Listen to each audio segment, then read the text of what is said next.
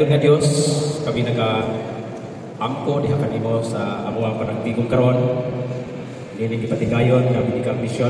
Kini nga panahon among ginatugyan diha kanimo nga ikaw maga-bless sa matag usan ani karon dinhi sa pamilya, sa amuang trabaho nga kanunay kami maghimo sa imong kabubuton.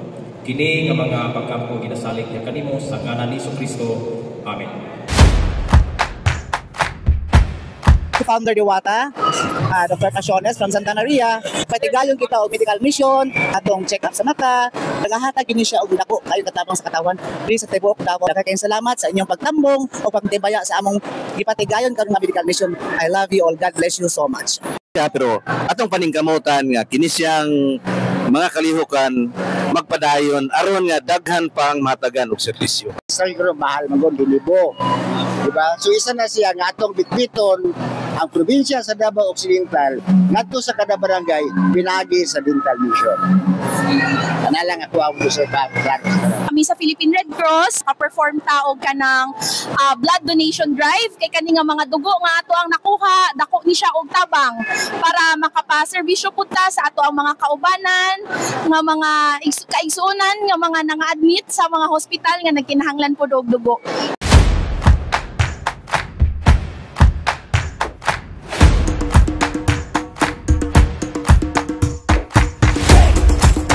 Aniya karon ang grupo sa Guardians Brotherhood Incorporated Davao Occidental nagpahigayon ining medical mission. Nauban ang Provincial Council, ingon man ang Malita Council nagkahiusa para ipahigayon ang kaning ato ang medical mission sponsored by ato ang governor, ang ato ang MSGF, Master Supreme Godfather, Honorable Attorney Franklin Bautista and Vice Governor Madam Lorna Bautista Bandigan.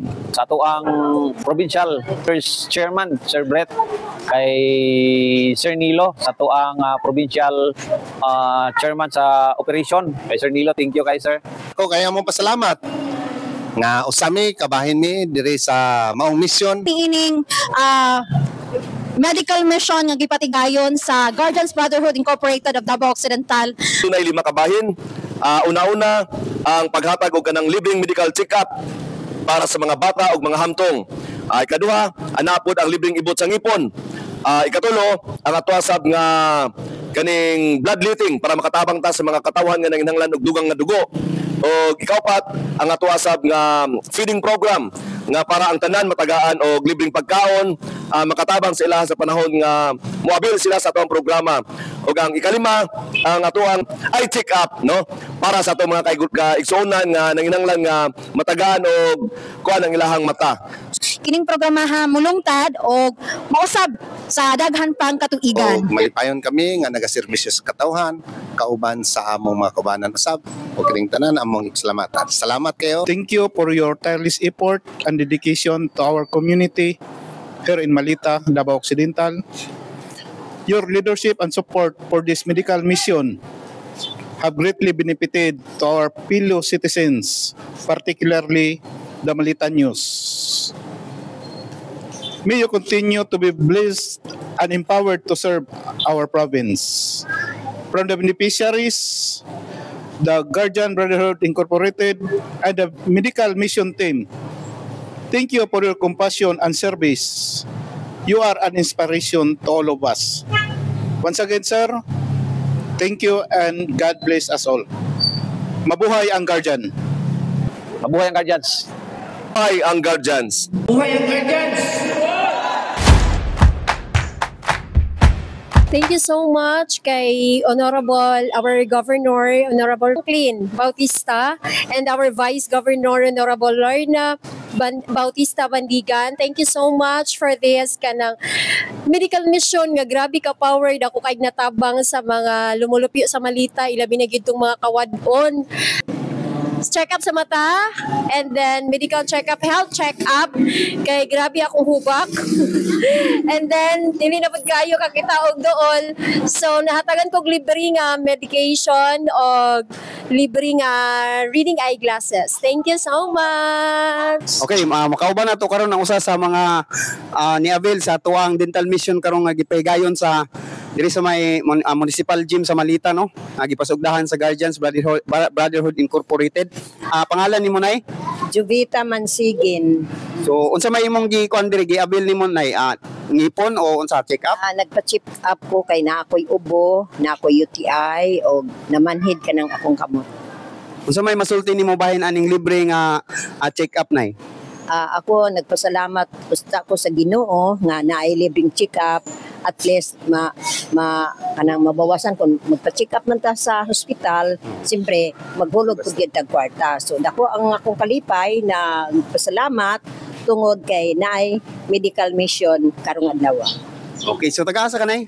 Taga Poblasyon Malita. Okay, so salamat kay nay ha. Salamat po.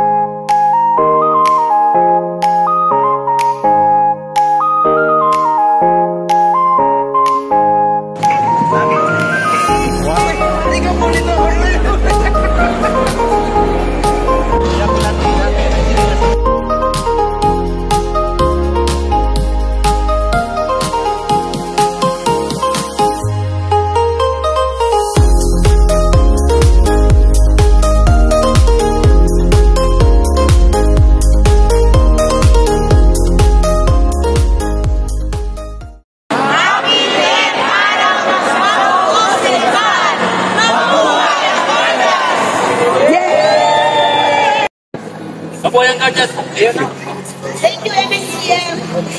Thank you, MSGM. Daghang salamat.